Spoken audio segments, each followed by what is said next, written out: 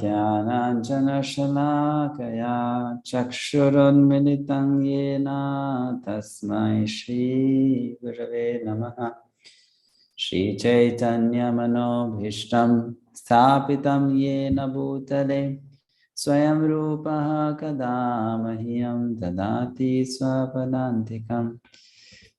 वन्देऽहं श्रीगुरो श्रीयुतापदकमलं श्रीगुरोन् वैष्णवांश्च श्रीरूपं साग्रजातं सहगणा रघुनाथान्वितं तं सजीवं साद्वैतं सावधूतं परिजनसहितं कृष्णचैतन्यदेवं श्रीराधा कृष्णपादान् सहगणा ललिता श्रीविशाखान्वितांश्च नमो विष्णुपदाय कृष्णप्रेष्ठाय भूतले श्रीमते भक्तिवेदान्त स्वामिनिति नामिने। नमस्ते सारस्वते देवे गौरवाणी प्रचारिणे निर्विशेष शून्यवादी पाश्चात्य देशतारिणे। नमो महावदन्याय कृष्ण प्रेम प्रदायते कृष्णाय कृष्ण चैतन्य नामिने गौरतुषे नमः।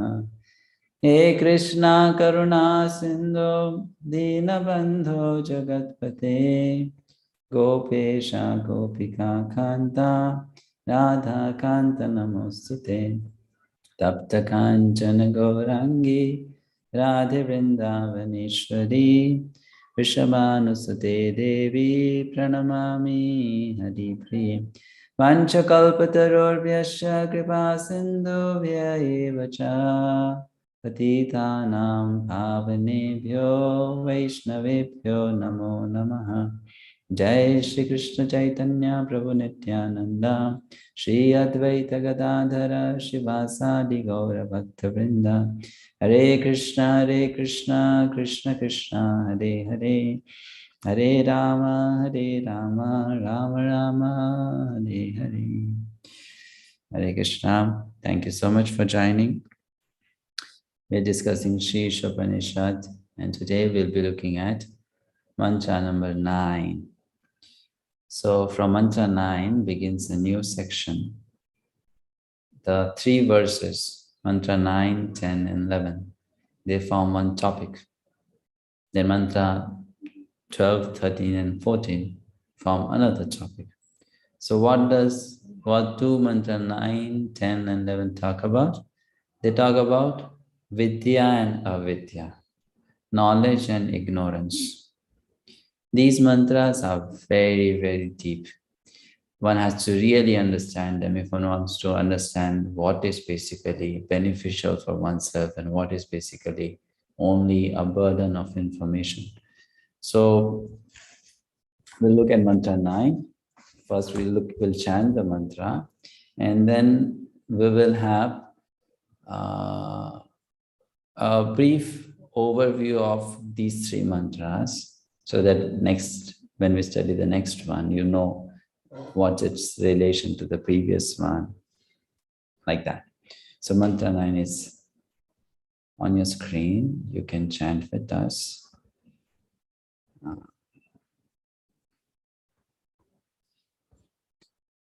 It talks about ignorance versus knowledge. Andham tamah pravishanti ye vidyam upasate tato bhuya ivate tamo 𝗵𝗆𝘆𝗆 rataha. Andham tamah pravishanti. Pravishanti means enters. Where? In tamaha, andham, in blind darkness or deep darkness. Who? That person, ye avidyam upasate, who worships avidya. Upasate means to worship, and avidya. So one who worships avidya, ignorance, that person enters into deep darkness. Andham tamah pravishyanti ye avidyam upasate. Tato bhuya ivate tamaha. But greater than that will be the miserable situation of someone who worships knowledge. Very interesting mantra. One who worships knowledge will have more problems than those who worship ignorance. Now, how to understand this? So this is a very tricky mantra because Upanishads are like that. So in these three mantras, the word Vidya and Avidya has to be properly understood. Okay. The word Avidya and Vidya, when you look at mantra number 9. See, mantra 9 says what? Avidya will lead to deep darkness. Vidya will lead to greater ignorance or greater darkness. Okay. Mantra 10 tells Vidya and Avidya give two different kinds of results. And mantra 11 tells one should cultivate both Avidya and Vidya. Very interesting. First of all, it says by cultivating Avidya, you go to deep darkness. Second, it says by cultivating Vidya, you go to greater deep darkness. Then mantra 10 tells, but the result of both should be different. And the mantra 11 says, doesn't matter, you should still cultivate Avidya and Vidya. No. So how it is that these mantras, they are giving us some contradicting knowledge or information. So we should understand in mantra 9, Avidya refers to knowledge about sense gratification. Okay, that's called Avidya. Sense gratification. I engage in sense gratification, that is Avidya. Vidya refers to pursuit of knowledge that will lead to sense gratification.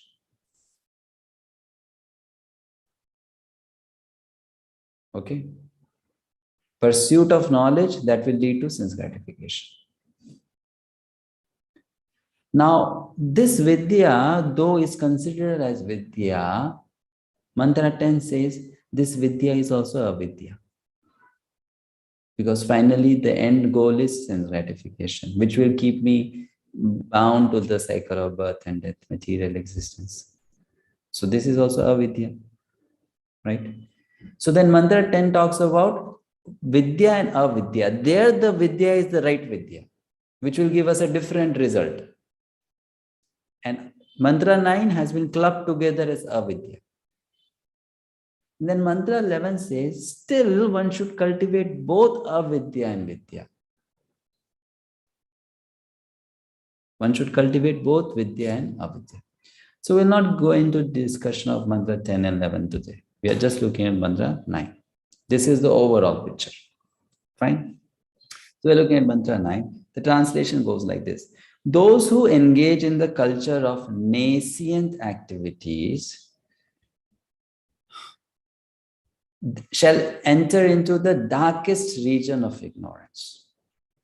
Worse still are those engaged in the culture of, what does Prabhupada say there? In the culture of, he uses a special term before knowledge, so-called knowledge. That so-called is not there in the original mantra. That so-called has been inserted by Prabhupada. Original mantra just says Vidya. Prabhupada adds the so-called. So-called knowledge. So that is more dangerous than being an ignorant person.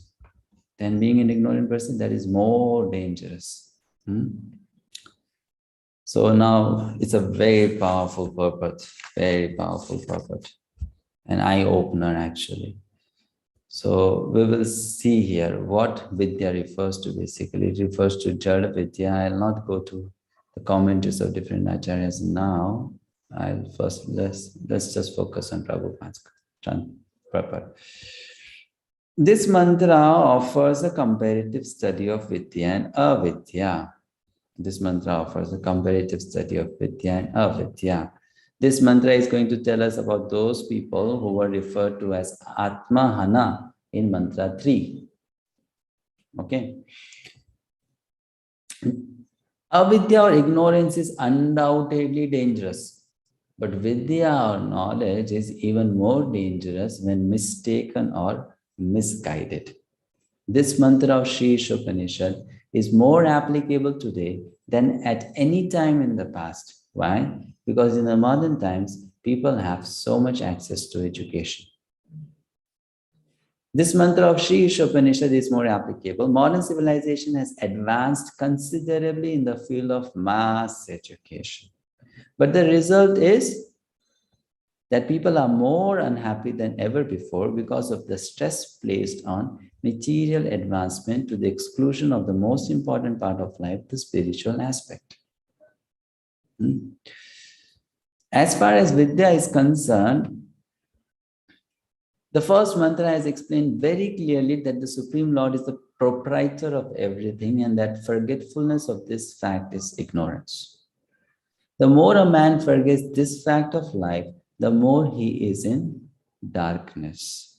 In view of this, a godless civilization directed towards the so-called advancement of education is more dangerous than a civilization in which the masses of people are less educated. So what is better? Less education, more Krishna consciousness, or less Krishna consciousness, more education? The first one. So previously, people did not have mass education facilities, but they were more Krishna conscious. Now people have so much of mass education facility, but they are not at all God conscious. They are not at all God conscious. In fact, the education is geared towards making them atheistic or agnostic. That's how the education is designed.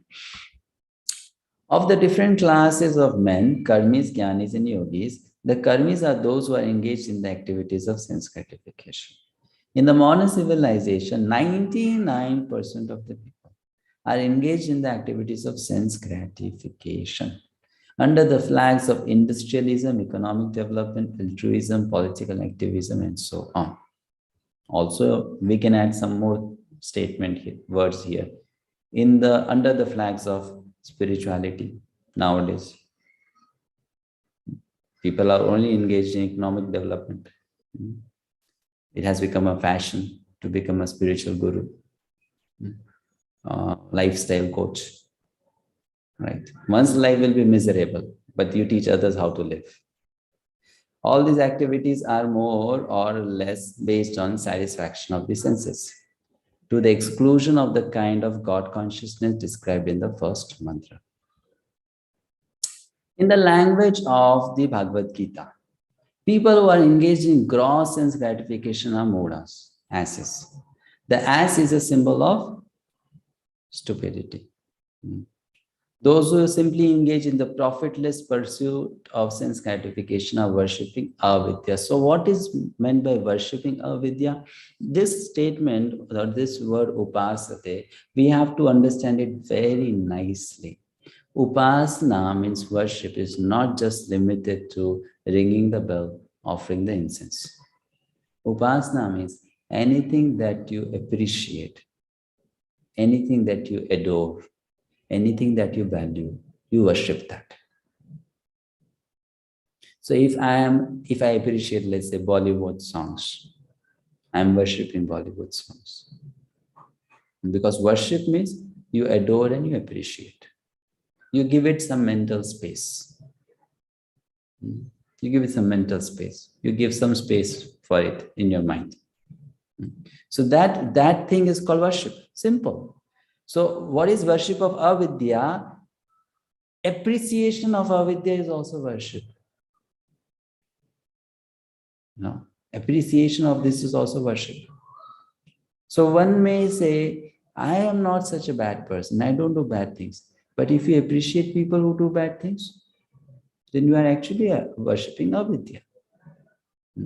If you appreciate so-called modern economic development, which is very, very sinful, technological advancement, which is also in many ways very sinful, then we are worshipping avidya. So giving it that attention which it doesn't deserve, that's it. It doesn't do it. So that's worship. So what is worship of Vidya? You appreciate that, you adore that, Vidya, that's worship. First is you appreciate, second is you apply. According to, okay, where I was. And those who play the role of helping this sort of civilization in the name of educational advancement are actually doing more harm than those who are on the platform of gross sense gratification. The advancement of learning by a godless people is as dangerous as a valuable jewel on the hood of a cobra. Very, very nice analogy Prabhupada is used. You know, when a snake, if you see a normal snake, you run away from that. But when you see a cobra who has a jewel on the hood, then you get attracted towards it. You don't get attracted towards the cobra, you get attracted towards the jewel because that jewel shines. And the cobra is not seen many a times, only the jewel is seen. Let's say if it's dark night, you only see the jewel, you don't see the cobra. So you get attracted towards the jewel. And when you go to touch the jewel, the cobra bites you and you die. So modern people, sorry to say, are like that. Externally, they are very attractive. And then we get attracted towards them. This person is so educated. He is bachelor's, he is master's, he is double PhD, triple PhD, right? Or he works in such a big company. He dresses so nicely, speaks so well. All those things, these are external things. And we get attracted to the person. Oh, must be a very, very nice gentleman or gentlewoman. But character is questionable, right? It's like a cobra, which we don't see. So that's the point, that material education only makes that jewel, but doesn't transform the cobra into a devotee. The cobra remains the cobra, right? So that becomes more dangerous than. Otherwise, you would keep distance from the snake. This is snake, I don't go near. But that jewel makes us go near, and then we get bitten by bad association. That's what happens. We get bitten by bad association. Now, anyone who has experience of working in the materialistic society knows what we are talking about, isn't it? Correct? That people, the way they look, they are not like that. I have a devotee who comes here. He's a music teacher in our Radha-Giridhari home school. So he has met many people who are into music, classical and Bollywood. So once he went to meet this very famous person, Jagjit Singh. They had a meeting with him. He was supposed to teach them something. So a group of them had gone as students to meet their hero, Jagjit Singh. And then Jagjit Singh made them wait in the garden outside. Why? Because inside in the room, they were having beer party, drinking. And this person is famous as such a nice bhajan singer, famous bhajan singer, who sings such nice bhajans. So this is like that jewel is there, externally, very nice person, very good person, very devotional person. But then that person is like a cobra, in the sense, in terms of character, not good character. So modern education makes one like that. A cobra decorated with a valuable jewel is more dangerous than one not decorated. In the 𝗵𝗲𝗶𝗀𝗃, the advancement of education by a godless person is compared to decorations on a dead body. In India, as in many other countries, so some people follow the custom of leading a procession with a decorated dead body for the pleasure of the lamenting relatives. In the same way, modern civilization is a patchwork of activities meant to cover the perpetual miseries of material existence. All such activities are aimed towards sense gratification. But above the senses is the mind, above the mind is the intelligence, above the intelligence is the soul. Thus, the aim of real education should be self-realization, realization of the spiritual values of the soul. Any education which does not lead to such realization must be considered avidya or nescience. And to culture such nescience means to go down to the darkest region of ignorance. So if we decode all the explanation given by Srila Prabhupada here, it means all the modern day schools, all the universities, all the institutes, they are places where one goes pays a heavy fees just to learn ignorance. And it's a fact. It's a fact. We become skillful labor, that's all. We learn skills, that's all. How to become an engineer, how to become a doctor. We only learn the skills. We don't learn the values. Very few people come out as a good character person, actually. And nowadays it has become so common to cheat. Cheating is no longer considered a wrong thing. It's only considered the more you cheat, the smarter you are. Right? MBA means make people more smart in cheating others. Right? That's what it has become. So that thing which Prabhupada very much saw, how did he see? He saw from his time, mass education in India was something which the Britishers brought and Britishers promoted, mass education. And whole this, this rush towards studies and academic life, university, all happened not more than 120, 130 years ago. It's not that old. That is the time you see most of these universities and colleges were established in India, in 1860s, 1870, 1880, 1890s, like that. Those which are the oldest ones. And then after that, it increased more and more and more. So Srila Prabhupada saw that. He saw that, he very much saw that. Bhaktivinoda Thakur's generation was the first academia generation of India, you can say. Bhaktivinoda Thakur. Bhaktivinoda Thakur belonged to the same group of these people who were like educated class from those days. Raja Ram Mohan Roy, Rabindranath Tagore, they were friends. Raja Ram Mohan Roy and Rabindranath Tagore and Bhaktivinoda Thakur were friends. They belonged to the same society. And Bhaktivinoda Thakur was a genius. So all of them wanted Bhaktivinoda Thakur to be in their groups. Raja Ram Mohan Roy, in fact, indirectly invited Bhaktivinoda Thakur to join Brahmo Samaj. Because he knew if Bhaktivinoda joins Brahmo Samaj, then Brahmo Samaj will grow, in such massive manner. So they were like the first, that class of people. So Prabhupada saw all of that, how education ruins the culture. He saw it happening in front of his eyes, how India's culture got ruined because of this kind of education. And then it increased, and it's increasing now, so much increasing, mass education. But what is happening? Most of the youths of India, they are into wrong things, taking drugs. They are lost people. So this is the dark side, Very sad. Now this is when we look at it from external point of view. Now let's focus on internal things. Let's look into spiritual institute, how it happens. Now we saw in the modern society how it is happening, how avidya is flourishing in the name of Vidya, and people are miserable because of that. Now let's come to the next paragraph, which will talk about the insiders. According to the Bhagavad Gita, 2.42, 7.15, mistaken mundane educators are known as 𝗵𝗲𝗍 and 𝗵𝗲𝗶𝗀𝗀. They may also be atheistic demons, the lowest of men. Those who are 𝗵𝗲𝗍 pose themselves as very learned in the Vedic literature, but unfortunately they are completely diverted from the purpose of the Vedas.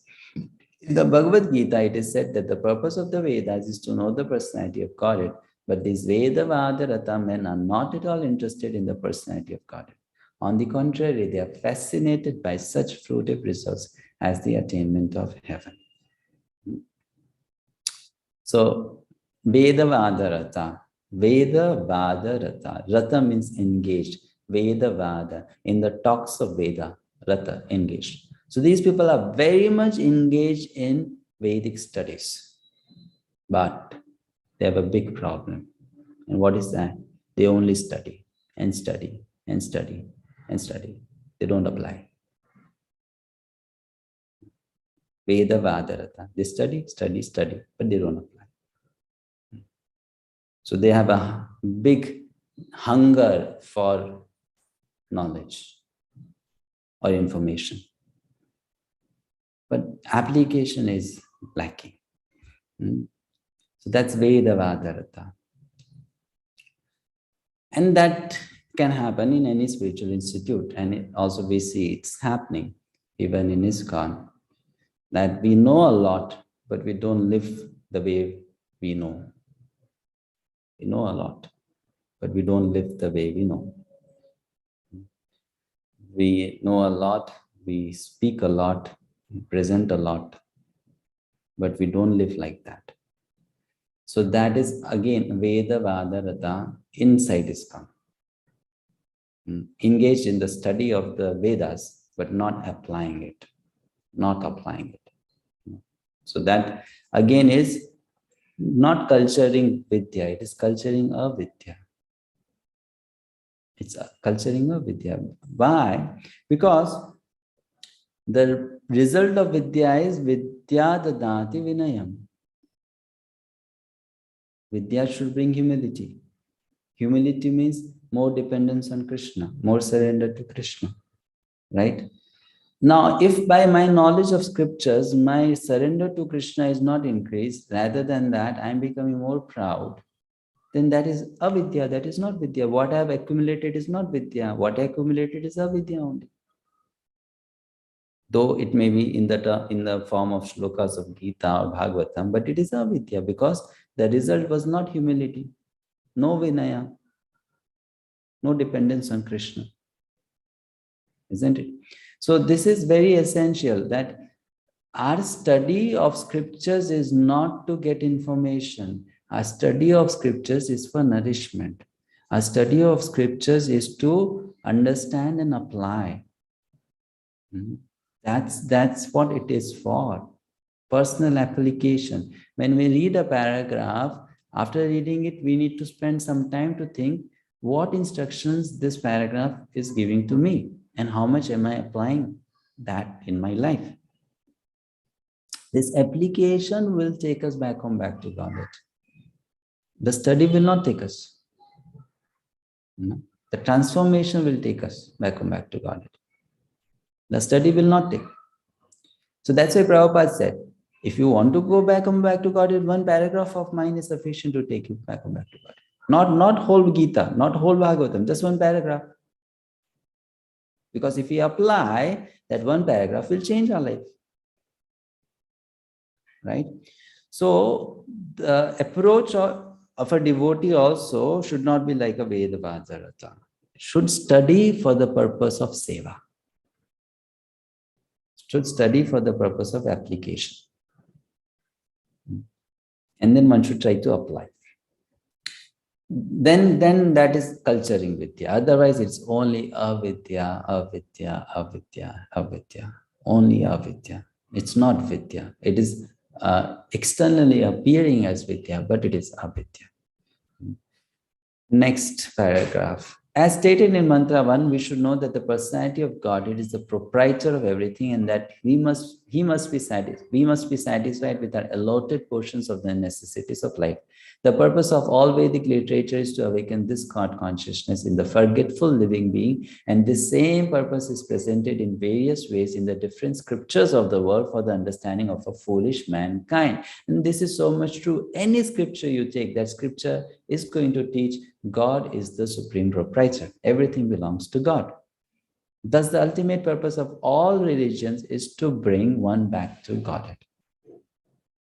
This is the whole thing. But the 𝗵𝗲𝗍, people, instead of realizing that the purpose of the Vedas is to revive the forgetful soul's lost relationship with the personality of Godhead, take it for granted that such side issues as the attainment of heavenly pleasure for sense gratification, the lust for which causes the material bondage in the first place, are the ultimate end of the Vedas. So Prabhupada is talking about a special class of people who study the Vedas, do lots of yagyas to go to heaven. So he says, what's the point? And same thing can happen with us also. There is sense gratification outside Krishna consciousness, and there is sense gratification inside Krishna consciousness. There is a way to do sense gratification in non-Vedic way, and there is a way to do sense gratification in Vedic way. But that doesn't make it spiritual. That doesn't make it spiritual. One may say, I offer pizza to Krishna and I eat. The other may say, I offer idli and sambar to Krishna, cooked in a very sattvic manner, and I eat. But after all, if sense gratification is the goal, then whether it's pizza or it's idli sambar, it's the same. If sense gratification is the goal, whether it is Ayurveda or allopathy, it's the same. If sense gratification is the goal, then varnashram or non-varnashram is the same. It's the same. So the point is, this thing has to be understood. Now, definitely people are moving towards more sattvic life. We see that people are interested in yoga, people are interested in specific diet, people are interested in veganism, people are interested in chanting mantras, people are also interested in doing bhajans, people are interested in doing meditation, people are interested in studying the scriptures, but for what? For better sense gratification.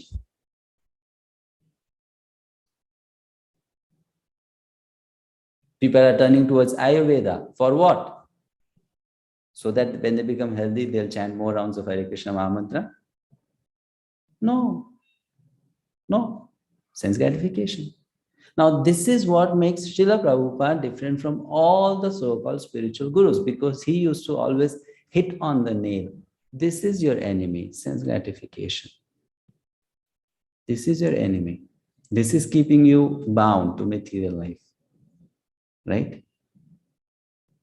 If that is the first thing to be understood. If we have understood that, then the process of getting out is sadhana bhakti. But if I have not understood that, even if I am doing sadhana bhakti, I will not experience the benefits that sadhana bhakti gives, because my goal is something different. Right? So here it's very important to know. People don't know it. Why people don't know it? Because people are not told like that. I have seen this, I have noticed this. Many of the devotees who join ISKCON movement, they join because someone preached to them. But who preached to them? Someone who may not be already aware of the proper teachings, the proper purpose, what is pure devotional service. So that person brings that person with a bait. Like you catch a fish with a bait. So that person offers a bait. You come to ISKCON. Why? Because in ISKCON, very good people are there, very good people. So come to ISKCON. Okay, I go to ISKCON then. Nice. Or I'm living in abroad and I'm a Hindu, no temple around. And then someone tells me, oh, there is a nice ISKCON center. Very good place for Hindus to come together, have a get together, let's go. So I go there. So we join ISKCON with different desires or different purpose. But when we hear from Prabhupada or we read his books, he will tell us the real purpose of being in ISKCON,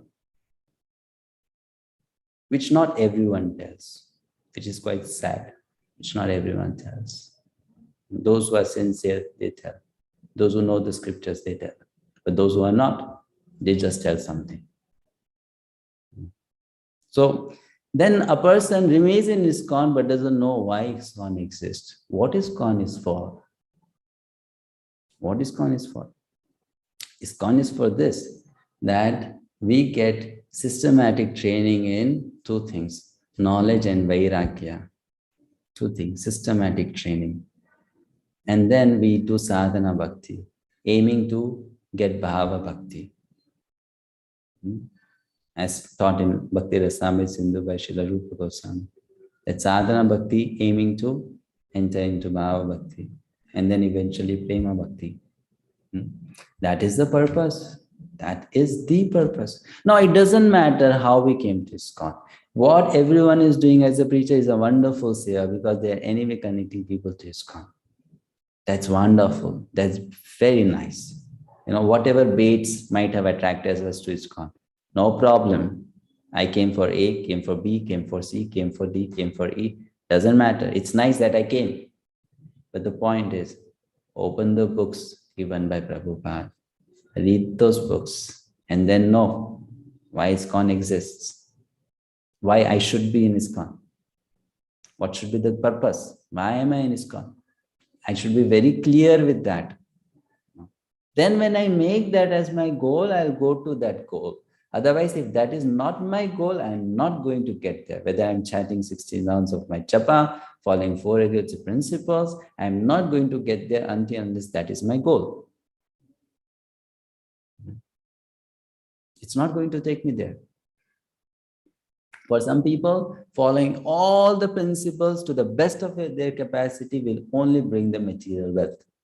To some people, it will only bring the material fame. To some people, it will only bring them happy family life. To some people, it will bring promotion to heaven. For some people, it will be just impersonal speculation and meditation. But those who understand the goal, for them it will bring pure devotional service. And then entrance into Krishna's abode. So this is so essential for us to know that anything which aims towards sense gratification is avidya. Anything that aims towards Krishna consciousness, that is vidya. And that is not like, we label it. It's possible anywhere. It's possible inside. It's possible outside. It's possible.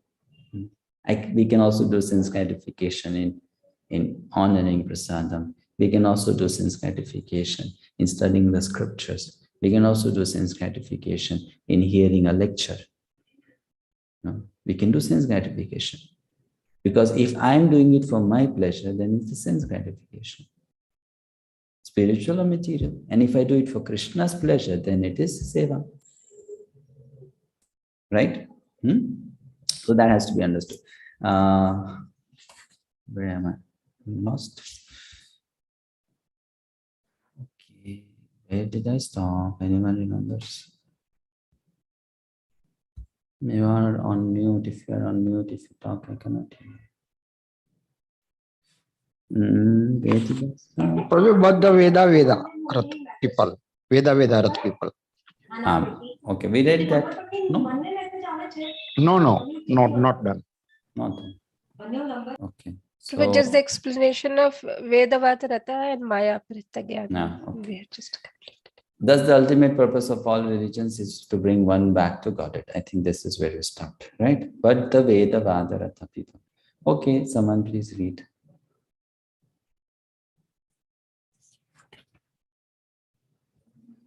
Anyone, please read. Yes, Mataji, read. Hare Krishna, Prabhu. Prabhu, my version is a little different. Shall I read from the screen? Read from the screen. I'll scroll for you. Yes. But the 𝗵𝗲𝗆 people, instead of realizing that the purpose of the Vedas is to revive the forgetful soul's lost relationship with the personality of Godhead, take it for granted that such side issues as the attainment of heavenly pleasure for sense gratification, the lust for which causes their material bondage in the first place, are the ultimate end of the Vedas. Such people misguide others by misinterpreting the Vedic literature. Sometimes they even condemn the Puranas, which are authentic Vedic explanations for laymen. The 𝗵𝗲𝗆 give their own explanation of the Vedas, neglecting the authority of great teachers or acharyas. They also tend to raise some unscrupulous person from among themselves and present him as the leading exponent of Vedic knowledge. Such 𝗵𝗲𝗆 are especially condemned in this mantra by the very Vedas. By the very appropriate Sanskrit words. I lost the line, Prabhu. Just go to the top, Mataji. Oh, yes, Prabhu. Thank you. And present him as a leading exponent of Vedic knowledge. Such 𝗵𝗲𝗆 are especially condemned in this mantra by the very appropriate Sanskrit words, Vidya and Avidya. Vidyayam refers to the study of the Vedas because the Vedas are the origin of all knowledge, Vidya, and Rata means those engaged. Vidyayam Rata thus means those engaged in the study of the Vedas. The so-called students of the Vedas are condemned herein because they are ignorant of the actual purpose of the Vedas on account of their disobeying the Acharyas. Such Vedavad Ratas search out meanings in every word of the Vedas to suit their own purposes. They do not know that the Vedic literature is a collection of extraordinary books that can be understood only through the chain of disciplic succession. Yes, thank you. So here Srila Prabhupada is definitely trying to point to a specific class of people who do not accept the Puranas and who are only the Vedas is the source of true knowledge, So he's targeting a specific class. But the essence, in principle, can also be taken for our application. Now we see in ISKCON also it happens because people read the books, people know the philosophy. Many times we do see that I might be doing something wrong, and then I try to protect my wrong behavior, defend my wrong behavior by quoting some verse from Srila Prabhupada's book, quoting a statement from Srila Prabhupada's book, and say, Prabhupada also said this. Right? Prabhupada said this. So it's okay. But then, that kind of quotation from scripture doesn't make my understanding or knowledge complete. The scriptures are not to quote to tell whether we are right or wrong. Scriptures like are mirrors which has to be used to see oneself. Where am I? It's not to tell others whether you are right or wrong. It's a mirror for myself to see. Where am I? One has to be very honest while studying the scriptures. It's not to defend one's actions. Oh, Prabhupada said that, Prabhupada said this. Okay, then look at the context, look at the person whom Prabhupada said, look at the situation. That's why many people study the scriptures, but only those who have good character, they understand the scriptures.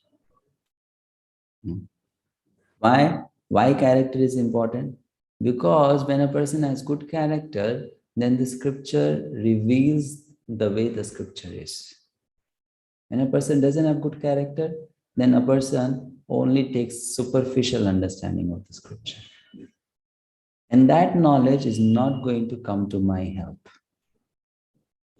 When I need it, then knowledge will not come to my help. That's what happened with Karna.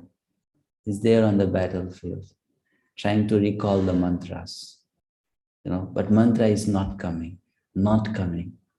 He's sweating, he's perspiring. This is the moment I need it the most. If I don't get it, I'm going to die. And he died because the mantra did not come to help. The knowledge did not come to help.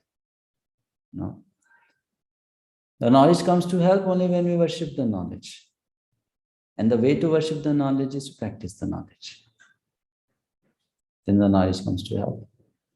If I don't worship the knowledge is not going to come to help. So this is so essential, so very important.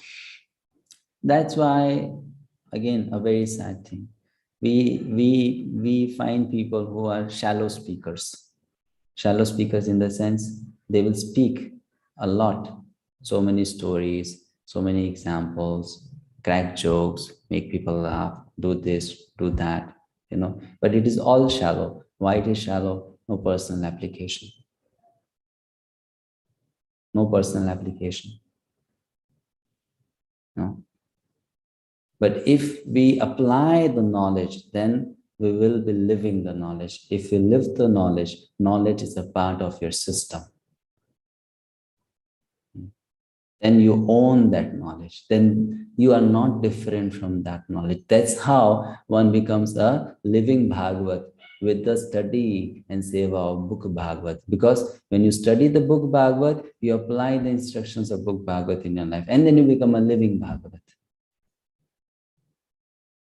So likewise, when I apply the instructions of Gita, I become living Gita. Gita comes alive in my life. So the way to worship the knowledge is to every day, first thing, recite the knowledge, recall it, apply it. That's how you worship it. If you don't apply it, the knowledge dies. The knowledge becomes dead. The way to keep knowledge alive is to apply. If you don't, it becomes dead. So then it becomes only a burden. It is dead knowledge, of no use. That's how in Krishna, when he said in chapter 4 of Bhagavad Gita, that 𝗵𝗵𝗆𝗍𝗶𝗍, that shloka, that this knowledge was given to Vivaswan, then Vivaswan to Manu to Ikshvaku, 𝗵𝗵 parampara praptam rajarshi sakale nehamata yogo nashtah parantapa. That knowledge become destroyed. Destruction of knowledge doesn't mean that the books were destroyed, people did not know the shlokas. The application of that knowledge was destroyed. And when the application was destroyed, the knowledge was destroyed. Application was destroyed. So likewise, we need to apply. We need to apply the knowledge. We need to apply. And when we apply, then we will see it's going to really, really make difference in our life. Otherwise not. Otherwise, it will not make the difference in our life. We need to apply. We need to grow. We need not remain the same. 10 years ago, I was the same. Now also I am the same. 10 years after also I'll be the same.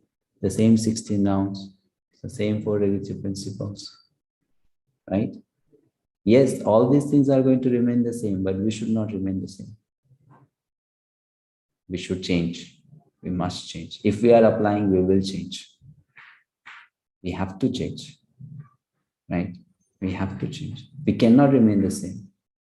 If we are the same, then the process it's not working for us because we are not taking the process seriously.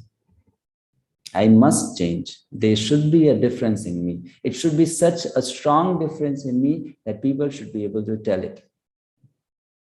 People should be able to tell it. That yes, you changed.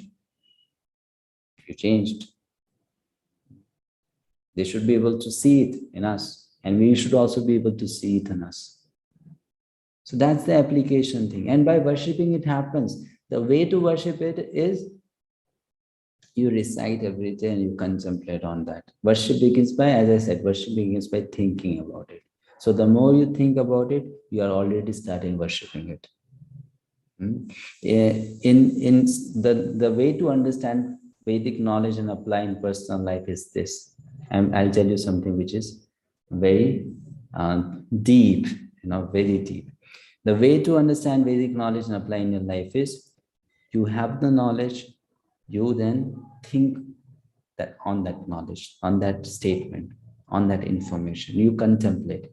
When you contemplate, you are worshipping that knowledge. Because that knowledge is a person, your worship will please that person. And then that person will reveal in your heart how you as a person can apply that statement in your life. And how will that statement help you make progress in Krishna consciousness? That's why it's called a revealed knowledge. Until unless I do manana, that knowledge will not reveal to me. That same statement might be a revelation to someone else, but it will not become a revelation to me until unless I do manana. And then that knowledge will reveal to you. It will be like Krishna talking to you. In your life, in this situation, you apply this shloka like this. And then you apply and you see the difference. So this is a very serious thing. That's why Prabhupada said, keep your life simple, save time to Krishna consciousness. Because if you don't have time, how will we do all these things? If our time is just enough to somehow or other complete the rounds, if our time is just enough to somehow or other catch up with few minutes of reading every day, and while doing so many other chores, household chores or official chores, just hearing some lecture, if that much time only we have for Krishna, how will we make progress? Because this process needs your time. It needs time. This process needs time. The more we give time, the more the process is going to work better for us. We should know time is a very important element in making progress in Krishna consciousness. It's a very important factor. It requires that investment, because it's not so simple that I joined, let's say, Bhakti-sastri, Bhakti-vidyabhushana, I made notes, I passed the exam, and the knowledge is mine. It is not that simple. It is not that simple. One has to invest one's consciousness in that shloka, in that statement. Then it becomes yours. For that, one must have time, isn't it? If don't time, how will I do it? If I don't do it, how will I make progress? So the people in the past, why were they not interested in so much of economic development and this and that? Because they had something more important to do, and they knew the art of doing it. They knew the art of doing it. So when I do that, then the knowledge actually blesses me. Then we can have the knowledge. Otherwise, no. Otherwise, it will be so superficial that we know, but when we are in trouble, then knowledge doesn't come to my help. I may tell others, Prabhuji, Mataji, if you have a problem in life, do this. But when I'm in problem, then that knowledge doesn't come to my help. Right? So for that, this is very essential. Now, what is the next paragraph? Someone please read. May I read, Prabhu? Yes, Madhvacharya. One must approach a bona fide spiritual master in order to understand the transcendental message of the Vedas. That is the direction of the Mundaka Upanishad. This Vedavada people, however, have their own acharyas who are not in the chain of transcendental succession. Thus, they progress into the darkest region of ignorance by misinterpreting the Vedic literature. They fall even further into ignorance than those who have no knowledge of the Vedas at all. Yeah. They do not have knowledge of the Vedas at all. Next paragraph, someone else can read.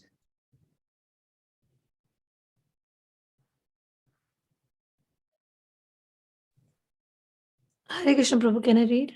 Yeah. The Maya Prahagyan class of men are self-made gods.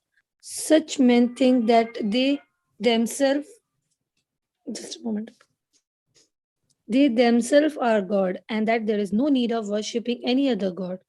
They will agree to the worship of an ordinary man if he happens to be rich, but they will never worship the personality of Godhead. Such men, unable to recognize their own foolishness, never consider how that is God can be entrapped by Maya, his own illusory energy. If God were ever entrapped by the Maya would be more powerful than God. Such men say that God is all powerful, but they do not consider that if he is all powerful, there is no possibility of his being overpowered by Maya. These self-made gods cannot answer all these questions very clearly. They are simply satisfied to have become God themselves. Yes. So Prabhupada talks about another class of people who are basically in ignorance, but they claim themselves to be in knowledge. And they might be gurus, having so many followers, students, but they claim themselves to be God. That is another form of ignorance only. Now here, some very important lessons we can take from this. First thing, if you want to defeat avidya in your life, avidya means bad habits, bad sanskars, any kind of problem, defect we have in our system, physical, mental, anyway, and overcome it. Srila Madhvacharya says, if you want to win over that, anything, you either hear or you speak about it in a way that this is wrong. Okay, this is the first thing. If you want to win over a bad sanskar, you hear from people who say this is bad, and when you talk, you also say this is bad. Okay? Now how it works, let me explain to you the logic. When you appreciate something, it is worshipping that thing. When you defame or criticize something, it is not worshipping that thing. So in scriptures, when you see Prabhupada is telling, sense gratification is bad, sense gratification is bad, sense gratification is bad, that is criticizing sense gratification. When I hear that criticism, or when I speak that criticism myself, I am making sense gratification my enemy.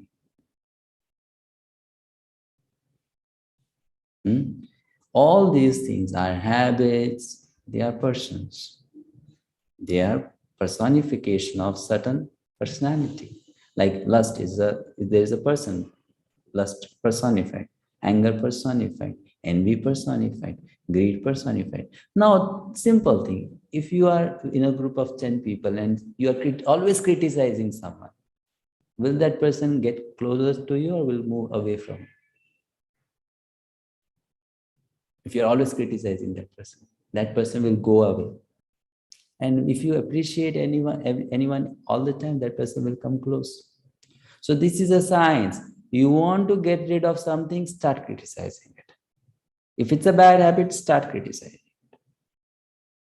That's why Prabhupada is always criticizing sense gratification. You criticize, and that becomes your enemy. It will go away from you. You appreciate, that thing will come closer to you. So we need to appreciate the right things in our mind, worship them, and we need to criticize the wrong things in our mind and reject them. Then slowly and slowly those wrong things will automatically go and the right things will automatically come. This is a very subtle tool, to defeat the bad habits. It's very subtle tool which Madhvacharya gives to us. This is how you defeat avidya. Criticize avidya. Criticize. That's the way to do it. That's why our scriptures, we see the acharyas are so critical. Demigod worship is bad, impersonal is bad, this is bad, this is bad. Criticizing, not because they are envious or they have hate. No. Only to get rid of these things. So we learn to criticize. We should criticize, right? At least in our mind, we should know this is wrong. This is bad. This is not correct. So this is one very important thing. Second thing, it's very important from whom we hear and which books we read. Very important. Very, very important. Within ISKCON also. Very important. Whom we hear from and what books we read. Very essential. We have to have that sense of discrimination. Because whatever we hear, whatever we read, we should know it is getting inside as a sanskar, an impression. It is. Only after we have come to a certain level of Krishna consciousness, we get the ability to filter what is right, what is wrong. Before that, we are like sponge. We just absorb anything that we get. Anything. When a person is new, a person cannot discriminate. A person just is like a sponge. You absorb this also, you absorb that also. This is also nice, that is also nice. This is also bhakti, that is also bhakti. Mixed bhakti is also pure bhakti. Everything is same. So that's why it's very essential from whom we hear and which books we read. After we become little mature in Krishna consciousness, our sense of discrimination will develop and we'll be able to know, okay, this person is speaking on Kanishta level, this person is speaking on Madhyama level, this speaking is talking about pure devotional service, this person is talking about mixed devotional service, this person is talking about just basic morality. And we should be able to discriminate like that. And we should be able to know what applies to me and what doesn't apply to me. We should know that. Not everything is applicable for me. Right? Not everything is applicable to me. So that sense of discrimination comes, but after a period of time. Till that time, one has to be very choosy and picky from whom we hear, right? So very specific, we depend on hearing from only those who are mature devotees of Krishna, who have been in the movement for a long, long time, who had a very stable Krishna conscious life, who have realizations, not just theoretical knowledge, whose character is very nice. We hear from such people. At best, we hear from Srila Prabhupada, his tapes, and then followers of Prabhupada who are very genuine followers, his disciples, and maybe grand disciples also, but those who are little mature, sincere, been in the movement for good some period of time, and they know deep, in and out. Then we become very stable, at least on Siddhanta level, we become very stable. Then next is practice. We go to the practice level. So this is second thing. Third thing is, yes, anything we study, read, hear, we should always meditate and try to apply in our life, implement in our life. Then you see the book will become a source of divine inspiration for you, because now you are living that book. You know how the book applies to your life. That will be a very sweet relationship with the scripture. And fourth thing, we should be very careful. If we are being given knowledge, a lot is being expected from us by the person, Supreme Lord, who is the source of all knowledge. So if we don't act as per that knowledge, we get more punishment than those people who are ignorant. This is very, very important. Everything comes with a price. So Krishna consciousness also comes with a price.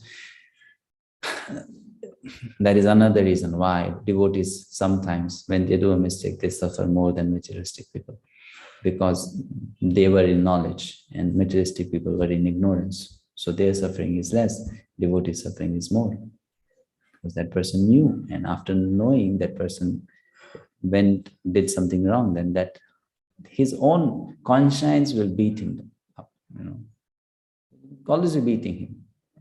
Beating. And sometimes that beating is so strong, a person leaves Krishna consciousness and goes away. Because one cannot sustain that breathing, survive that beating. So this is very essential, that we take everything that we get, seriously. And last thing, don't tell people more than what they deserve when it comes to preaching. Don't tell people anything and everything. Like I said, this Ishopanishad subject is your last subject in Bhakti-sastri. That's why it is like this. If this would have been your first subject in Bhakti-sastri, the classes would not have been like this. Okay. Or if it was Ishopanishad to new people, the classes would not have been like this. So we should know how much to tell people, because when you tell people something, they become bound by that knowledge and instruction. Like you don't tell a new person the 𝗵𝗵𝗶𝗏. You only tell that person chant Hare Krishna. Why you don't tell 𝗵𝗵𝗶𝗏? Someone may say, because that person will get afraid and run away. Oh, so much of aparadh, better not chant only. Right? That is one reason. But the other reason is, if you tell, that person is not yet qualified to follow.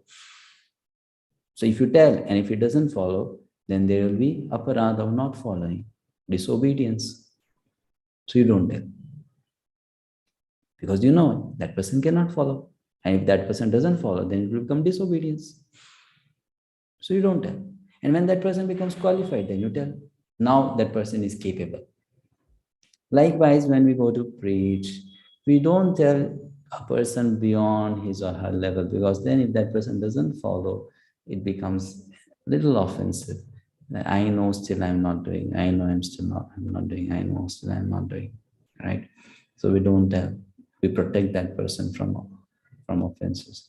When that person becomes qualified, then you tell, okay, now you're qualified to know this and to do this. So I think I'll stop speaking now on this mantra. Any questions? Something else.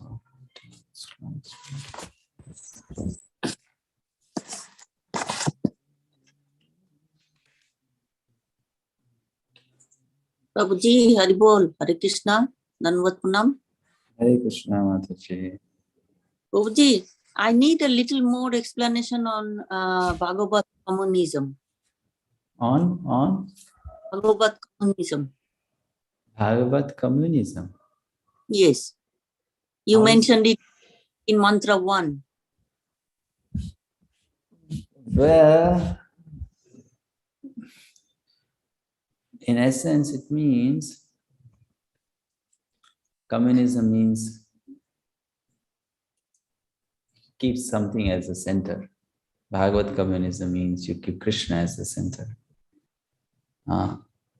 So you can, if I don't know, your question is in connection to what? If are you writing an essay on it, or how it is?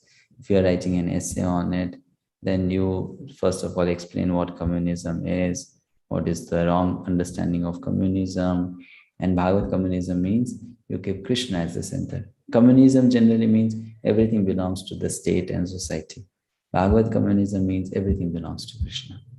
So communism would mean let the people of the country enjoy. Not the king will enjoy. The people will enjoy. Right? That's communism. It's people's wealth. It is people's land. It's for people, not for the king, not for the prime minister, not for the president, not for those who are at the higher posts. It is for everyone. But Krishna communism is, no, it's not for the people of the country. It's not for them, it is for Krishna. It's not for anyone, it's for Krishna. That is Bhagavad communism. So that's Isha. That's 𝗲𝗵𝗆𝗀, same thing. It's for Krishna's pleasure. Krishna is in the center. Right. Not that I am in the center. It is for Krishna's pleasure. Yeah. That is Bhagavad communism. Okay. Okay. Thank you very much, Prabhuji. Thank you much. Hare Krishna, Prabhuji. May I ask you questions, sir? Yes. What, according to you, should be the curriculum of modern education? How is that question related to our session? Anyway, you see, it is not going to be one fixed thing. First of all, we should know curriculum in education is designed also on the basis of who is the student.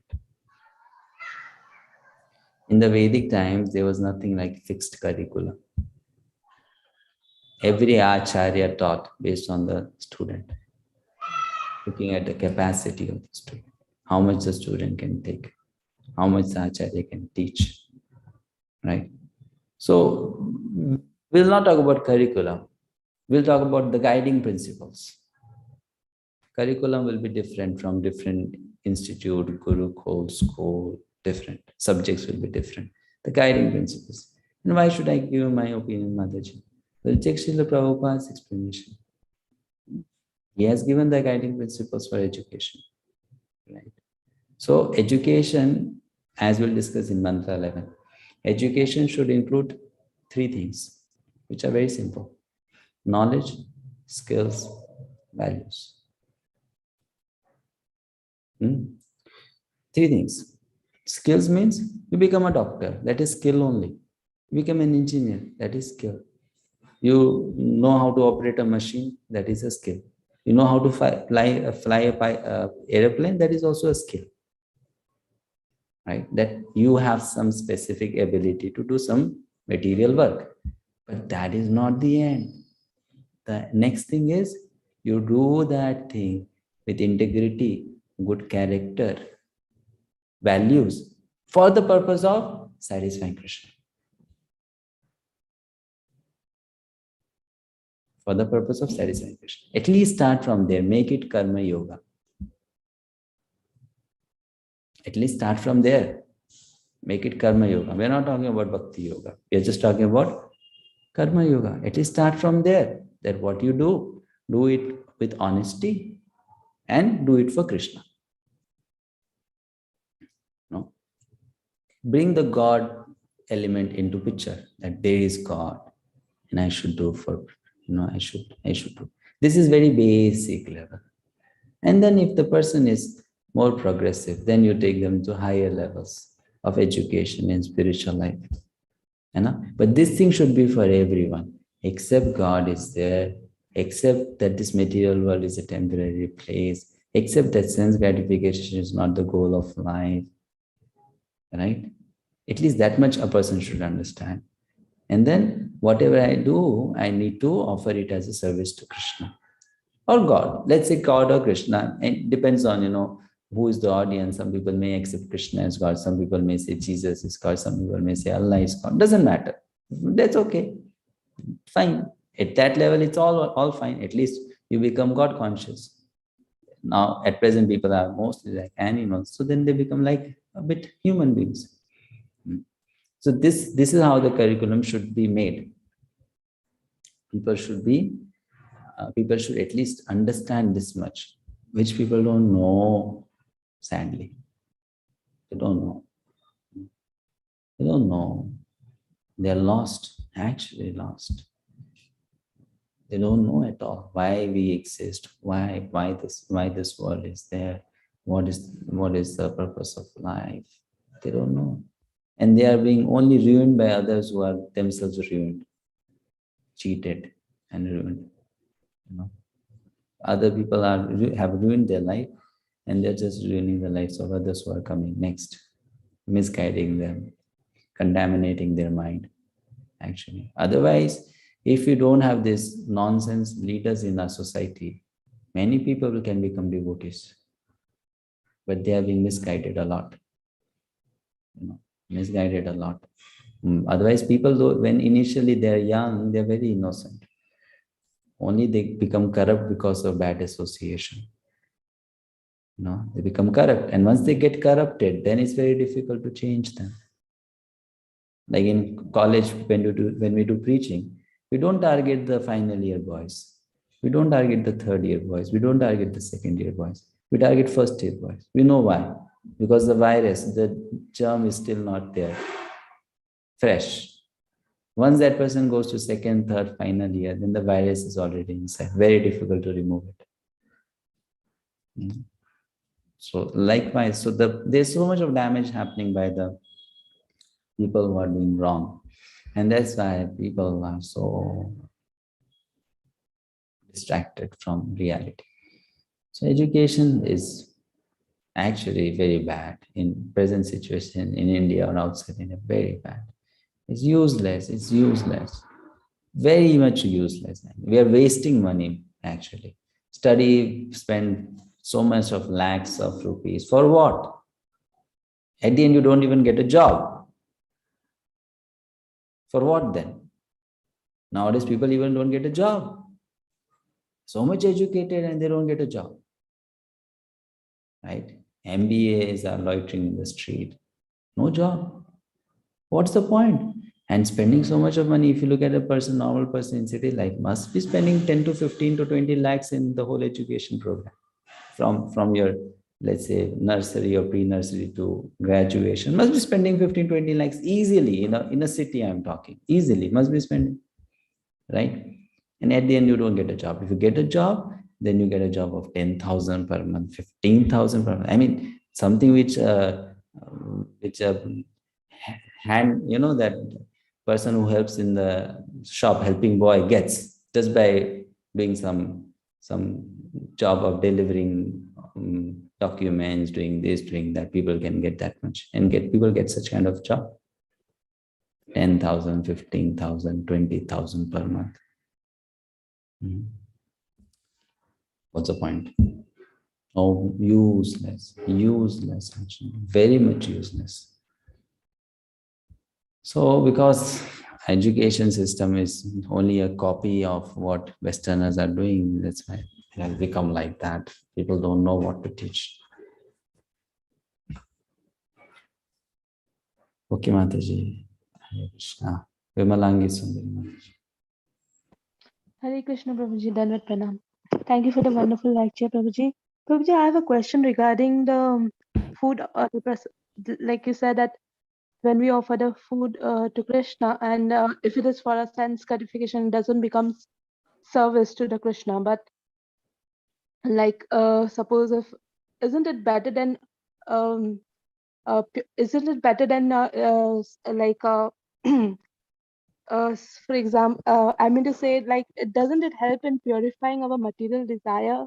Because if we have a desire to eat pizza, for example, and if we make the pizza and serve it to Lord, and then we eat it, so then I mean to say, so like, doesn't I understood it your help? question. I understood it. So you mean to say that, am I not making progress by that? Yeah. Right? That's what you want to say, isn't Yes. it? Yes, Mataji. If we are doing anything for Krishna, we are making progress. But then please don't think you are making the same progress as someone who is doing it another way. Okay. Right? First of all. Second, please don't think you'll go to the same destination. Mm. Progress means you go ahead, but go ahead where? Ahead, there is so many things.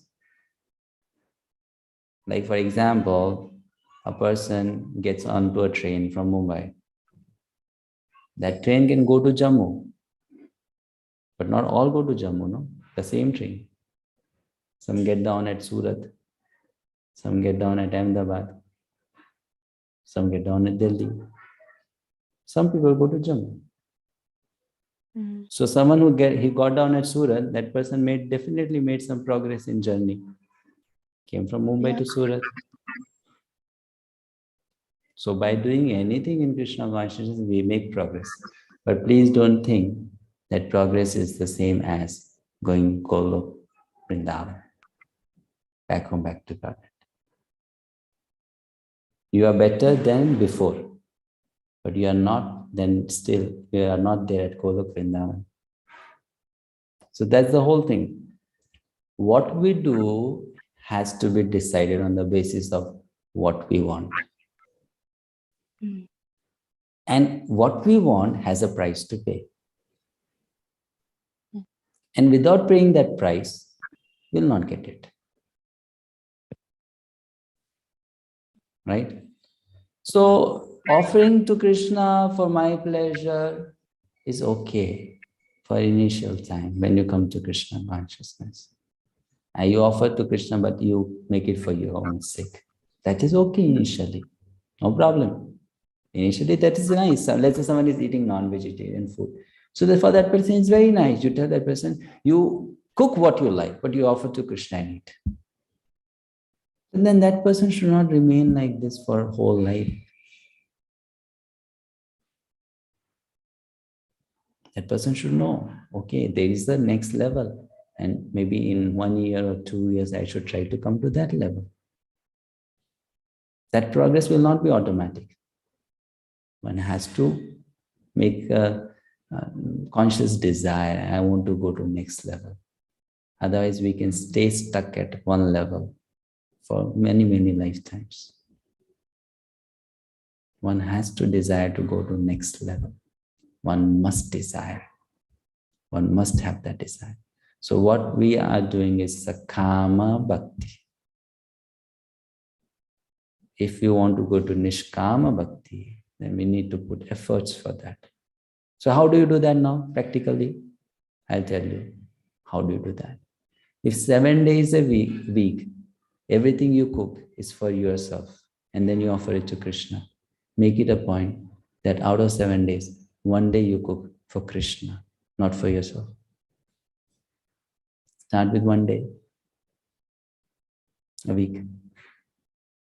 Let this offering be only for Krishna's pleasure, not for me. Start with 1. No one is telling you to do all 7 days that. Start with 1. Start with 1. Then go to 2. Then go to 3. 1 day will come.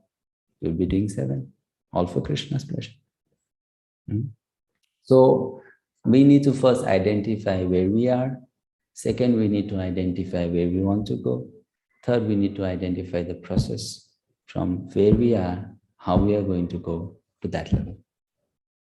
Fourth, then we need to start practicing. Then we go. Otherwise, no progress. We stay there. In fact, sometimes we go down. Sometimes we go down also. We go down. So this is to be understood. This has to be understood very nicely. And one has to prepare for that. Okay? Okay. The second, can I ask the second question as well? Yes. For example, if we invite any Vaishnavas and we cook for them, we don't think about Krishna that time, and we think, okay, how can we serve better to the Vaishnavas by making varieties of delicacies? So in that sense, does it not, it is also a sense gratification, or is it a service to the Vaishnavas? It is service to the Vaishnava, but at the same time, our service to the Vaishnava should not become so nice that it becomes an obstacle for that Vaishnava's bhajan.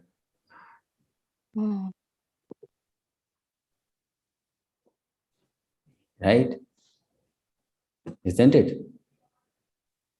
Our service should be not so nice that it becomes an obstacle for that Vaishnava's bhajan.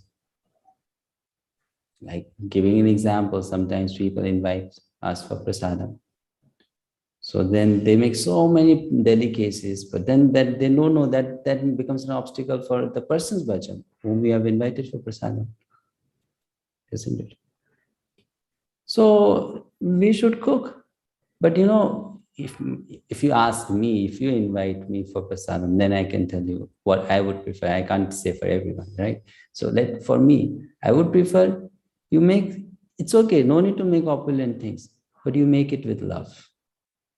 You make it with sincere feelings and offer it to Krishna with love.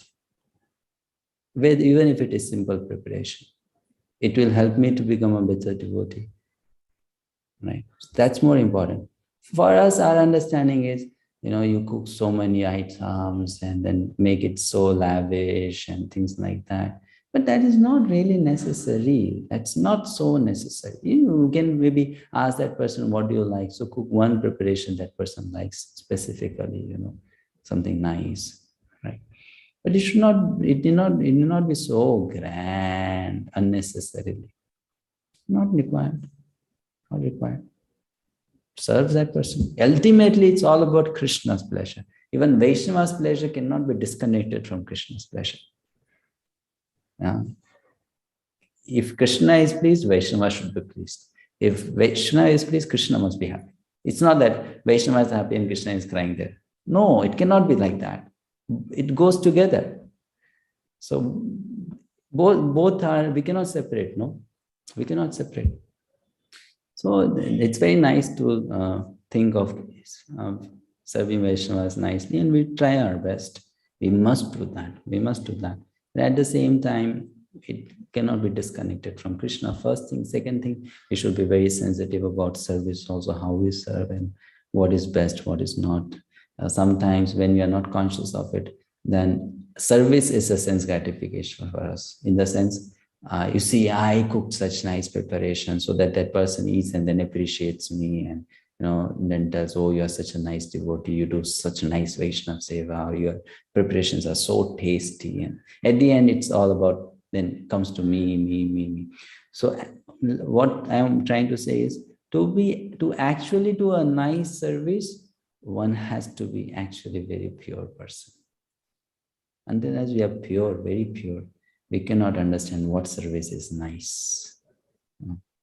For that, oneself has to be very pure. Then we can actually, do service in the way that will help that person, benefit that person, also please that person. But we try, knowing this much, we try to serve. Okay, Madhvacharya. Okay, thank you so much, Prabhuji. Question, Prabhuji? Yeah. In connection with what you were just explaining, Prabhuji, Danvat Pranam, you just said that we must, like if I have the urge to eat pizza, then obviously there will be some improvement because I'm offering it first to Krishna, but it will not be as much as another person. But the point is, how do I know that I'm cooking for Krishna or for myself at any given point? How can I make that out? And is it that when I cook a very simple meal, then it is for Krishna, and I cook up opulent meal, then it is for myself? Because Krishna is also fed 𝗵𝗵𝗃. So there we offer maximum variety. So how does one make that distinction that now I'm doing it for Krishna or I'm doing it for myself? As long as I'm cooking it best to my ability and offering first to Krishna and then having it, obviously with the sole intention that first I'm doing it for Krishna, and as a prasad I'm accepting it, and it is most wonderful. Will that not be enough then, whether it is pizza or simple dal or anything? How would it matter? We are not talking about lavish or non-lavish here, first of all, isn't it? It can be simple, it can be lavish. We'll come to that later. First is, I do it for Krishna's pleasure, or I do it for my own sake. Now, Mataji's question was very simple, clear. If I do it for my sake, and then I offer to Krishna, right? So it's a very simple thing. At least she knows. Now, here you are who doesn't even know whether it's for my pleasure or it's for Krishna's pleasure, right? Here, she knows that I do it, let's say, for my pleasure. So in your situation, you are asking when I don't know whether it is for Krishna's pleasure or it is for my pleasure. So couldn't it be that Krishna is inspiring me to cook a pizza today? It won't be there. How would I come to know? Because Prabhuji, you should know, an act of pure devotional service comes with a background of pure devotional service. It is not just spontaneous, that for a second you become a pure devotee. Right? It's not like that. That suddenly Krishna inspired me and I became a pure devotee, and whatever I did for Krishna, and then rest of the day, I'm not a pure devotee. So pure devotional service means not just when it comes to cooking. It comes to every second of your life. Anyabhilashita shunyam jnana karmadhya navitam. Pure devotion is not just an act. It's your consciousness at every moment of your life. And the symptoms are very nicely described in the scriptures of what pure devotion is. So we can only foolishly assume that I am there already and my acts are pure. A genuine, sincere person should always assume that my acts are impure. Because I'm not there yet. I'm far, far from there. So you don't need a proof or evidence whether you're doing it for Krishna's pleasure or your pleasure. At initial stage of Krishna consciousness, we are doing for our pleasure only. Because if you are doing it for Krishna's pleasure, then look at the books, look at the symptoms of advanced devotees, and see if those symptoms are there in you.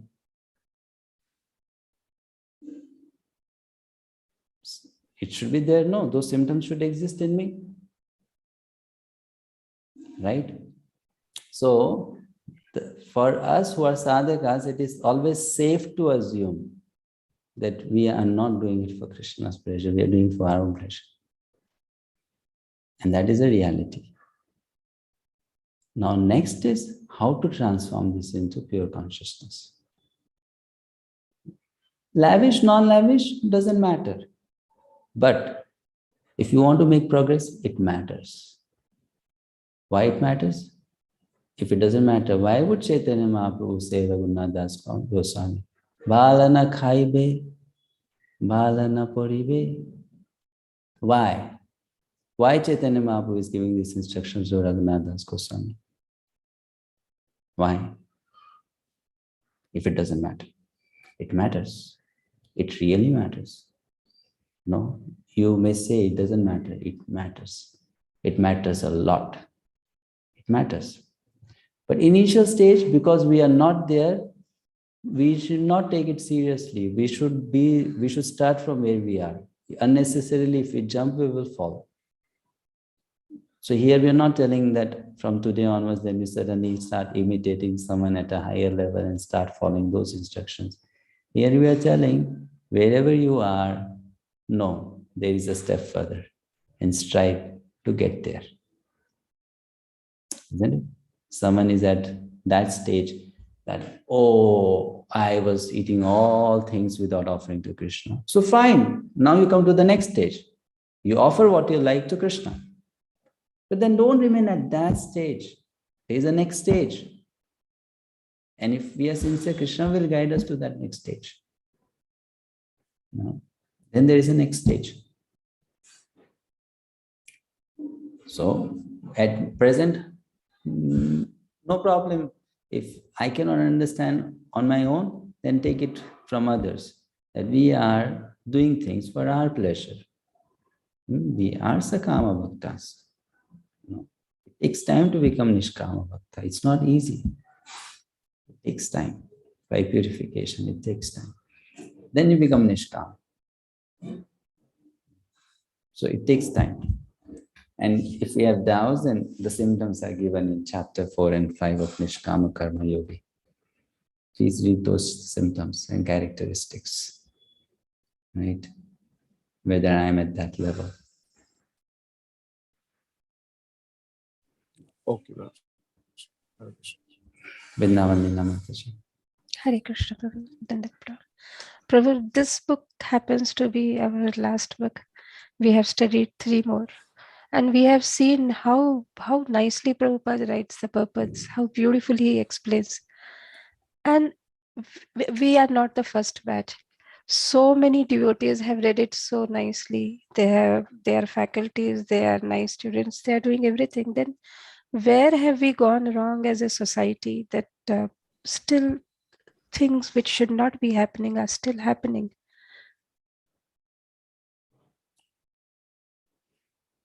In our society, there are a lot number of devotees who have not studied the books. There are a lot number of devotees who have not done Bhakti-sastri. Prabhu, how is Bhakti-sastri connected to the? I have seen many who are so well. No. When you said about that, there are so many batches have passed. I'm talking in that way. You said no, so many batches have passed. Yes. So you're talking about Bhakti-sastri batches. Yes. So I'm saying there's so many who have not done Bhakti-sastri. There are so many who have not read the books. Bhakti-sastri is not a point, but because you mentioned that so many batches have passed, so I'm saying that there are so many people who have not done Bhakti-sastri. Yes. There are so many people who have not studied the books. Hmm. No? There are so many people who don't study the books. Yes. So if you look at the number of devotees who exist in ISKCON, the number of those who study and read the books are way minority. Way in minority.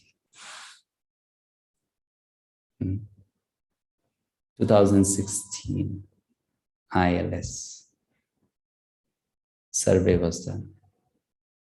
Top leaders of ISKCON gathered there, maybe around 1,500 to 2,000. And a form was given to them. How many of you regularly read Prabhupada books? At the end of the ILS program, the result was shared. 1.6%.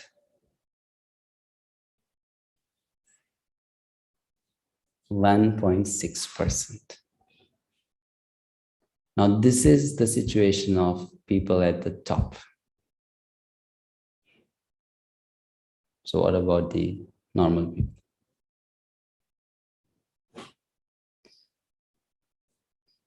So people don't read. And the way our society is, the reason is we are not studying Prabhupada books. We are not connected to Prabhupada, to Siksha, to knowledge.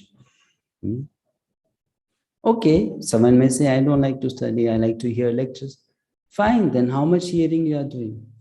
And what are you hearing? So that's fine. It's not happening. The amount of effort that should be put individually, collectively in Shravanam and pure Shravanam, good quality Shravanam, it's not happening. It's not happening. And if you don't do that, we are not going to change. We will not change. We will just remain in a imagination world that we have made. I am a good devotee. That's all will happen.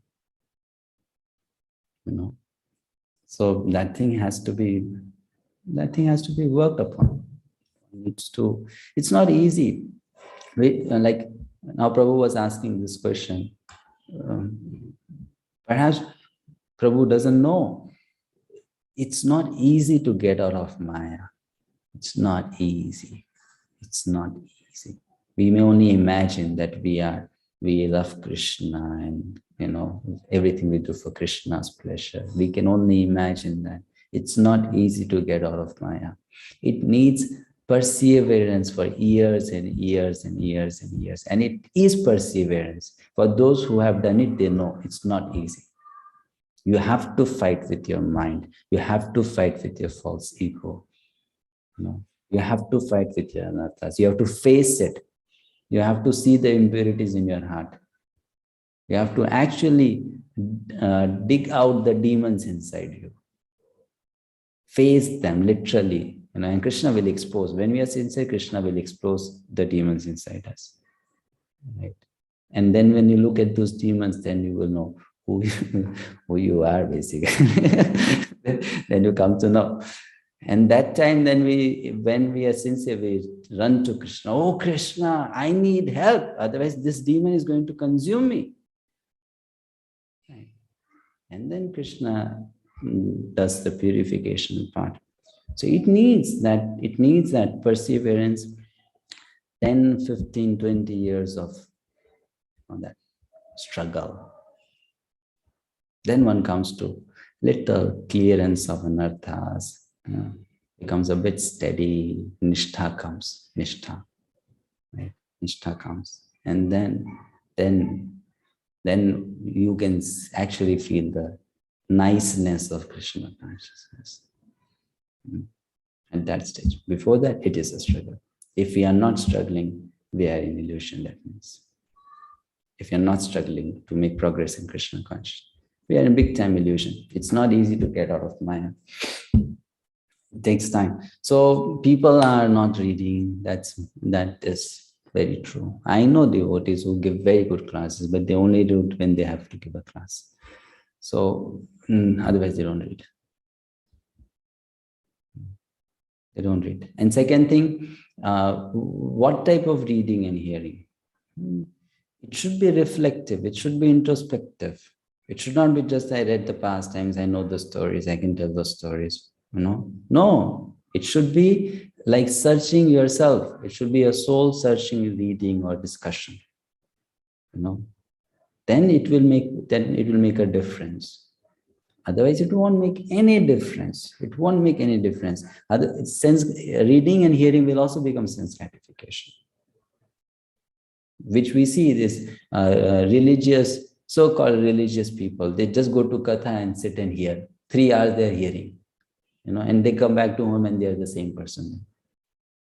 What is the point of that hearing and reading? No point. It's pointless, right?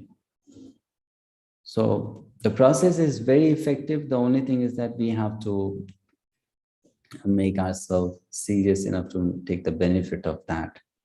But people don't do that, first of all. Second, people have wrong role models. Wrong role models within ISKCON. Yes, wrong role models. Our role models are not those sadhus who are renounced, who are pure, who are the essence seekers. Many times we make wrong role models. Famous personalities who just have some mundane charisma. We think this is pure devotion service. This is pure devotion service, but that is not pure devotion service. So we have to be seekers of purity. Then we will find purity. Not seekers of popularity, seekers of purity. What is pure? What is popular is not always pure. And what is pure is always not popular. What is pure has a price to pay. That's why it's not popular. Right? The artificial jewelry is very popular. But real diamond necklace is not popular because it is pure. Only few people can buy. Not everyone can buy. right? So that's the whole thing. And we are living in big time illusion. If we think I have bought the artificial jewelry and it is diamond, then we are cheating ourselves. So what I feel very much sad about devotees in ISKCON is they don't know what has to be done to go back and back to God, but they are assuming they will go. They don't know what will take you to back and back to God. They are assuming, I'll go. Because Prabhupada said, so I'm going. And Prabhupada said, he is the savior, he's the Messiah, he's Patita Pavan. So I'm going. You know. But it's not that way. We need to know what price we need to pay to go back and back to God. First of all, that honest understanding should be there. And then you take your time. No problem. Be slow, be fast. That's up to you. But at least don't cheat yourself by having a wrong understanding of the process and thinking, I'll go back by this. You will not go back by that. We are just cheating ourselves. We'll not go back by that. So we should know at least what is the price to pay. Then we will go. Otherwise, we won't go. So that's why we need time. We have to give time to Krishna. We have to give time to understand the Siddhanta, the philosophy, the practice. If you don't, it will not come to us. Please don't think it will come to us. We need to give that time. That's why we need to find out time in life. We need to plan our life in such a way that we do get time, sufficient time for Krishna consciousness. Otherwise, our life is failure if we are not getting time for Krishna consciousness. We must plan. We must plan that how I can take out these many number of hours for Krishna Bhakti. And only for Krishna Bhakti. Exclusive, dedicated time for Krishna Bhakti. Then we will make progress. Prabhu, just one, like many times I feel we have a wrong notion that those who are very well versed with scriptures, they are much ahead in bhakti, and those who are not, they are not. Because I have seen myself, I may know one or two things more, but there are people in my own congregation, I can say they are so simple hearted, and for them, they do the services so spontaneously, so nicely, that I tend to become envious of them, that they're doing it so nicely. I'm yet to come to that level, but they are not so well versed with things. They may not be able to recite the shloka so nicely. They may not have read the things, but for them, it's so spontaneous. So how can we connect this Shastri to that thing, that emotion which comes so spontaneously? No, we cannot connect it, Mataji, but at the same time, this also should come. There are three levels of devotees, Kanishta, Madhyama, and Uttama. So Kanishta is someone who doesn't have faith and who doesn't have knowledge. Madhyama is someone who has faith, but who may not have knowledge. Uttama is someone who must have faith and who must have knowledge. So knowledge has to be there. It doesn't mean how many shlokas I know. It means how many shlokas I apply. That is knowledge. So having knowledge is not wrong. Or not having knowledge is also not right. The main thing is how much I apply. That person is a knowledgeable person. So definitely it's not true. We cannot imply that someone is a Bhakti-sastri must be a better devotee. No. But it doesn't mean that let's not do Bhakti-sastri.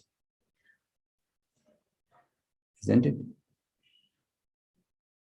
That's not the thing, no? If it is not important, then why would Prabhupada say, do Bhakti-sastri? Yes. So the point is, if you are doing Bhakti-sastri, then look for the change. If that change has not come, again do Bhakti-sastri. Which means what? No need to again do Bhakti-sastri from an institute. Go back to the books, become a student again, read the same Gita. Go to chapter 1, chapter 2 again. That is what it means being a student. I study again and again and again and again. Isn't it? So that has to be there. It has no relation to this erudite learning or scholarship, but it doesn't mean at the same time that, you know, one has to remain a fool to become a good devotee. That's the whole thing. Thank you yes, so I'll take last now. Vinu Mataji. Hare Krishna, Prabhuji, Dhanvatana. Prabhuji, we hear this word purity too much, and today also in your class you have said that when it becomes pure, then only one can understand what is service. And also when one is pure, one can reach, God accepts those persons who are pure. But what does actually purity means and what level we should have it? There are two levels of purity. Practice of pure devotional service, perfection of pure devotional service. So when we say a pure person can understand, it doesn't mean that person has to become a perfect pure devotee. At least that person should be a practitioner of pure devotional service. Right? It doesn't mean that 100% I'm on prema level, then only I begin to start. No, we start practicing pure devotional. Pure devotional service has to be practiced. It's not that, you know, pure devotional service is our goal. Our goal is beyond. Pure devotional service has stages. So we begin with practice of pure devotional service. The goal is prema bhakti. But that prema bhakti has a practice. Many of us has not even started the practice of pure devotional service. We are practicing mixed devotional service. Or we are practicing karma yoga. We have not yet started the practice of pure devotional service. So when a student of Bhakti-sastri, what is assumed from a student of Bhakti-sastri? You studied Bhakti Rasamrita Sindhu, which is the book about pure devotional service. So student of Bhakti-sastri means now that person understands, I need to begin practicing pure devotional service. That is first step. And so that understanding has to be developed. What is pure devotional service? You know, what is karma? What is jnana? What is bhakti? Then we start practicing it. We start practicing those limbs of surrender, Sharanagati. Anukulyasya sankalpa, pratikulyasya varjitaha. What is anukul? Accept. What is pratikul? Reject. You know, from the scriptures we know this is anukul, this is pratikul, this is anukul, this is pratikul. Avasya rakshibe Krishna 𝗵𝗆𝘆𝗶𝗃. Krishna will always protect. So you practice that. You put yourself in a situation where Krishna has to protect you. Now we put ourselves in a situation that our bank account will protect us. You know, our all relatives and family members and friends will protect us. The society will protect us. COVID vaccine will protect us. Isn't it? Different things will protect us. So we put ourselves in those situations. Now you have all your security system, then why Krishna has to come to protect you? So put yourself in a situation where Krishna gets a chance to protect you. That has to be practiced. That has to be practiced. Like a sadhu, how does he practice dependence on Krishna? I won't cook, I won't beg. I'll sit here. Then food should come to me. That is practice. This is practice. I won't cook, I won't beg. I'll sit, chant, and Krishna will bring the food. Of course, we cannot imitate that. But to give an example, this is called practice. You practice depending on Krishna. So then that pure devotional service will be watered and nourished, and one will reach the end goal. So it has to be practiced. If we don't pay the price, no, we are not going to get there. It's not going to come. It has a price to pay. We must pay. We first learn the importance of paying that price and we start paying it. Then we get it. Otherwise, we won't get it. The knowledge will not bring, our material endeavors will not bring, our lavish offerings to Krishna will not bring. Whether we make big temples for Krishna and distribute thousands of books, that will not bring It's a practice of pure devotional service, which means I start learning to depend on Krishna. Exclusive dependence on Krishna. That has to be cultivated. It has to be practiced. So this is a practice, and we get opportunities in life. It all depends on us, whether we use that opportunity to cultivate pure devotional service or we use that opportunity to do something else. It is simple. So this thing has to be understood, Mataji, the science. Pure devotee in practice is also a pure devotee. A raw mango is also a mango. Soon it will become a ripe mango. It's a mango. Likewise, a practicing pure devotee is a pure devotee, because that practice will make him a pure devotee, make her a pure devotee. So we have to first become a practitioner of pure devotional service. That's the thing. A Bhakti Rasamrita Sindhu student should at least come to know this.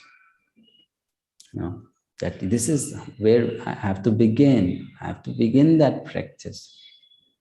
Then we will get to the perfect stage. That's the whole point. The practice has to be done. That is the meaning of sadhana. Sadhana means practice, and that practice is not limited to 4 hours or 2 hours a day. Every moment of my life is sadhana. It should be like that. This is my sadhana for that goal.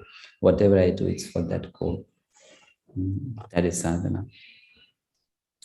So I hope it answers your question. Yes, Prabhuji. Thank you, Prabhuji. Hare Krishna. Okay, so end here. Thank you very much. Srila Prabhupada ki jai. See Thank you you, on. Prabhu. Hare Krishna.